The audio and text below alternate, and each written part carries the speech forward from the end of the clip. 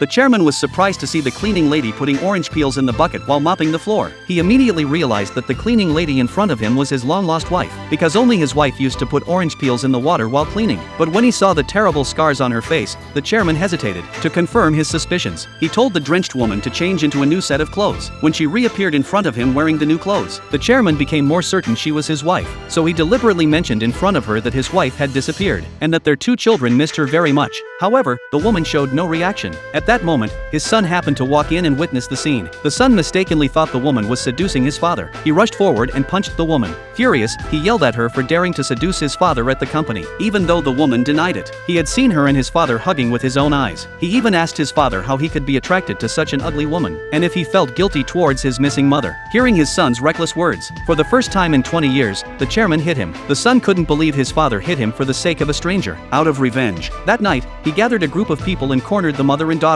To teach the woman a harsh lesson, he viciously attacked the woman's daughter. The daughter was rushed to the hospital. The doctor said she needed immediate surgery, or her hand would be permanently damaged. Faced with a surgery cost of 300,000 yuan, the woman had no way to come up with that much money, so she sold the ring that had been with her for 20 years. The chairman quickly got the news. He immediately recognized it as the engagement ring he had given to his wife. He ordered his assistant to investigate the person who sold the ring. At the same time, the woman took the money from selling the ring to the doctor to save her daughter, but it still wasn't enough for the surgery. Since the hospital had a partnership with the group, any group employee could get a 50% discount, so the woman went to the chairman to apply for full-time employment for her daughter. On her way back to the hospital with the paperwork, she was suddenly knocked unconscious by the CEO. The CEO was convinced that the woman had stolen his mother's necklace, and was now wearing his mother's clothes to seduce his father. The woman, realizing the misunderstanding, quickly knelt down to explain. She insisted that she wasn't seducing the chairman, she was just trying to raise money for her daughter's surgery, so she went to the chairman to apply for full-time status. After hearing this, the CEO still didn't plan to let her go. Instead, he demanded that she slap herself 100 times. Desperate to save her daughter, the woman immediately agreed. But after she finished, the CEO went back on his word. He didn't return the paperwork to the woman as promised. Instead, he wickedly threw the papers into the nearby pool. Without thinking twice, the woman jumped into the pool to retrieve them. At the same time, the assistant reported to the chairman the results of the investigation into the woman's identity. Seeing that her name was identical to his wife's, the chairman realized that the woman could indeed be his long-lost wife. He immediately went to the surveillance room to find out where the woman had gone. He discovered that his son had taken her to the pool. Realizing she was in danger, he rushed to save her. Meanwhile, the woman was struggling in the water. Suddenly, her memories of her son came flooding back.